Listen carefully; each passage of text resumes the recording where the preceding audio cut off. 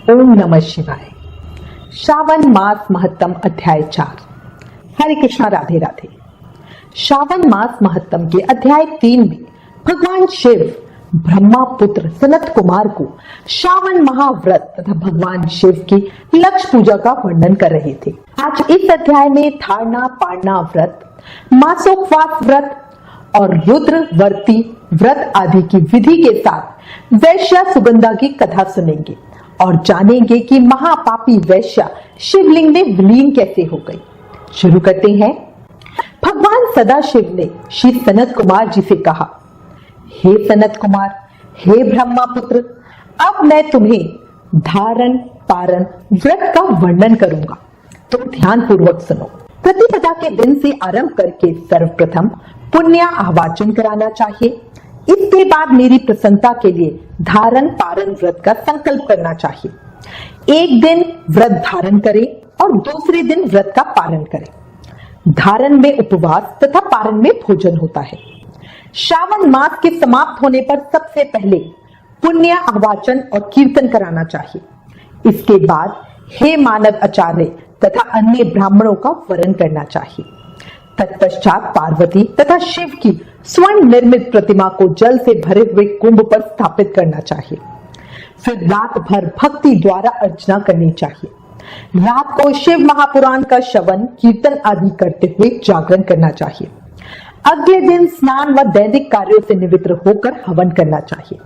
हवन में त्र्यंबकम यजामहे मंत्र का जाप करते हुए तिल और चावल से आहुति देनी चाहिए। वाम देवास विद्महे महादेवाय धीमहि तन्ना रुद्र प्रचोदयात्। इस मंत्र का उच्चारण करते हुए चावल और घी से आहुति दें। खीर की आहुति देते समय ओम नमः शिवाय मंत्र का उच्चारण करें। तत्पश्चात पूर्ण आहुति देकर बाकी के कार्यों को पूरा करना चाहिए। इसके बाद में ब्राह्मणों को भोजन कराना चाहिए तथा साथ ही आचार्य की पूजा करनी चाहिए। भगवान शिव बोले, हे मुनि श्रेष्ठ, इस ढंग से व्रत करने से प्राणी अनेक पापों सहित ब्रह्म हत्या आदि पातकों से भी मुक्त हो अंत में सद्गति पाता है। इसमें कोई भी संदेह नहीं है। अतएव इस महाव्रत को अवश्य करना चाहिए। शिव बोले, हे सनत कुमार, अब मैं तुम्हें इस श्रावण मास में किए जाने वाले व्रत की विधि कहता हूँ। आप ध्यान पूर्वक सुने। प्रतिपदा के दिन प्रातःकाल इस व्रत का संकल्प करें। स्त्री हो या पुरुष, मन तथा इंद्रियों को नियंत्रित करके इस व्रत को करें। इस व्रत को करने के लिए ब्रह्मचार्य व्रत धारण करते हुए व्रत का संकल्प लेना चाहिए। अमावस्या तिथि को मनुष्यों को वृषभ ध्वज धारण किए हुए शिव का षोडशोपचार से पूजन करना चाहिए। तदनंतर अपनी सामर्थ्य के अनुसार वस्त्र तथा अलंकार आदि से ब्राह्मणों का पूजन करें, उन्हें भोजन कराएं तथा प्रणाम करके विदा करें। इस प्रकार से किया गया मास उपवास व्रत मेरी प्रसन्नता कराने वाला होता है। रुद्रवती विधि में संख्या 1 लाख होनी चाहिए। साधारण रुई से 11-11 बत्तियां बनाएं। यह बत्तियां मेरी प्रियता के कारण रुद्रवर्ती कहलाती हैं। श्रावण मास के प्रथम दिन ही संकल्प करें और कहें, श्रावण मास में देवों के देव महादेव हैं। मैं भक्ति से उन गौरीश की 1 लाख बत्तियों से आरती पूजा अर्चना करूंगी। यह संकल्प करने के पश्चात प्रतिदिन 1000 बत्ती द्वारा पूजन करना चाहिए। श्रावण मास समापन पर 1000 बत्ती से आरती करनी चाहिए या प्रतिदिन 3000 बत्तियों द्वारा आरती करनी चाहिए और अंतिम दिन 13000 बत्तियों द्वारा आरती करनी चाहिए या एक ही दिन में 1 लाख रुद्रवर्ती को प्रज्वलित करना चाहिए। यह बत्तियां मुझे अत्यधिक प्रिय हैं। इनको शुद्ध घी से सिंचित करना चाहिए।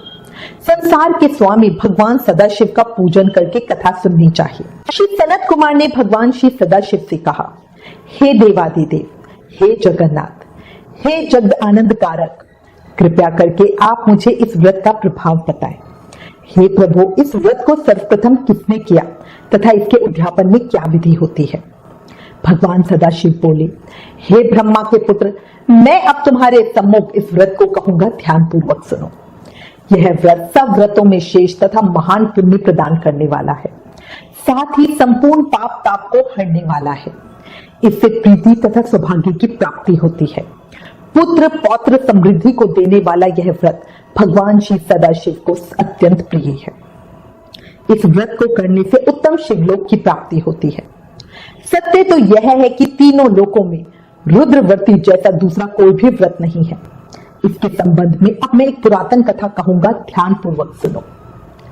शिप्रा नदी के सुंदर तट पर उज्जैनी नामक सुंदर नगरी थी। उस नगरी में सुगंधा नाम की एक परम सुंदर वैश्या रहती थी। उसने अपने साथ संसर्ग करने के लिए अत्यंत दुस्सहाय शुल्क निश्चित किया था। 100 स्वर्ण मुद्रा देकर संसर्ग करने की शर्त रखी थी।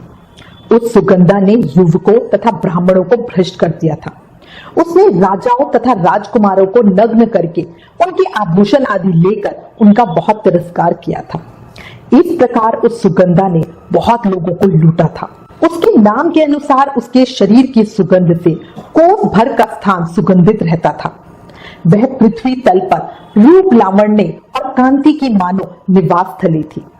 वह 6 रागों और 36 रागनियों के गायन में तथा उनके अन्य बहुत से भेदों की भी गान क्रिया में अत्यंत कुशल थी। वह नृत्य में रंभा आदि देवाग्नाओं को भी तिरस्कृत कर देती थी और अपने एक एक पग पर अपनी गति से हाथियों तथा हंसों का उपहास करती थी।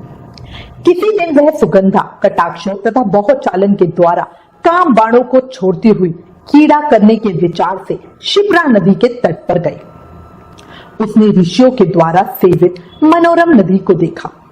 वहां कई विप्र ध्यान में लगे हुए थे तथा कई जप में लीन थे।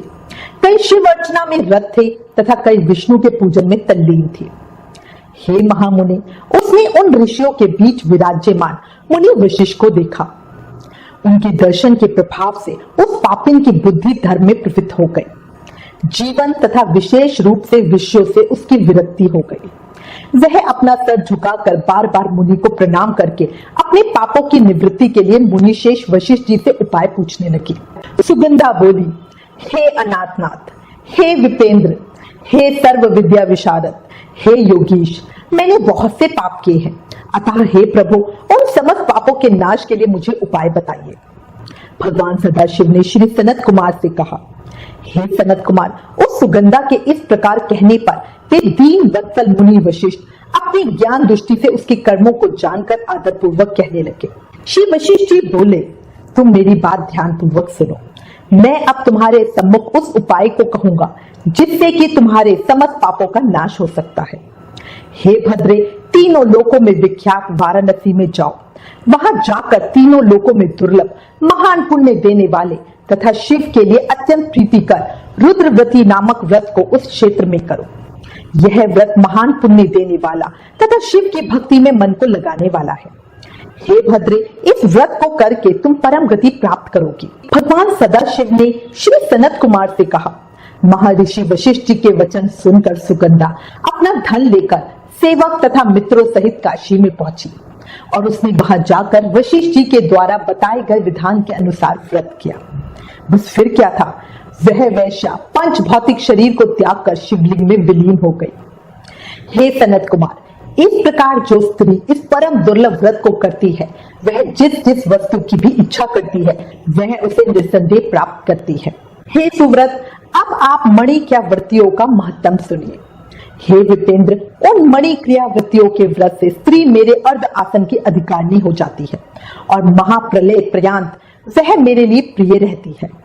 अब मैं इस व्रत की संपूर्णता के लिए उद्यापन का विधान बताऊंगा। चांदी की बनी हुई नंदीश्वर की मूर्ति पर आसीन स्वर्णमय भगवान शिव की पार्वती सहित प्रतिमा को कलश पर स्थापित करना चाहिए और विधि के साथ पूजन करके रात्रि में जागरण करना चाहिए। इसके बाद प्रातःकाल नदी में निर्मल जल में विधि पूर्वक स्नान करके 11 ब्राह्मणों सहित आचार्य का वरण करना चाहिए। तत्पश्चात रुद्र सूक्त से अथवा गायत्री से अथवा मूल मंत्र से घृत, खीर तथा बिल्व पत्रों का होम करना चाहिए। इसके बाद पूर्ण आहुति होम करके आचार्यों आदि की विधिवत पूजा करनी चाहिए तथा सब पत्नी 11 उत्तम विप्रों को भोजन कराना चाहिए। हे सनत कुमार, जो स्त्री इस प्रकार से व्रत करती है वह समस्त पापों से मुक्त हो जाती है। तत्पश्चात विधान पूर्वक कथा सुनकर स्थापित की गई समस्त सामग्री ब्राह्मण को दे देनी चाहिए। इससे निश्चित रूप से 1000 अश्वमेध यज्ञों का फल प्राप्त होता है। इस प्रकार श्री स्कंद पुराण के अंतर्गत ईश्वर और सनत कुमार संवाद में श्रावण मास महत्तम में धारणा पारणा मासोपवास रुद्र वृत्ति कथन नामक चौथा अध्याय संपूर्ण। शिव शंकर के पावन व्रत की विधि और महत्व सुनने मात्र से प्राणी का कल्याण होता है, इसलिए जोर से जयकारा लगाओ और बोलो जय शिव शंभू, ओम नमः शिवाय।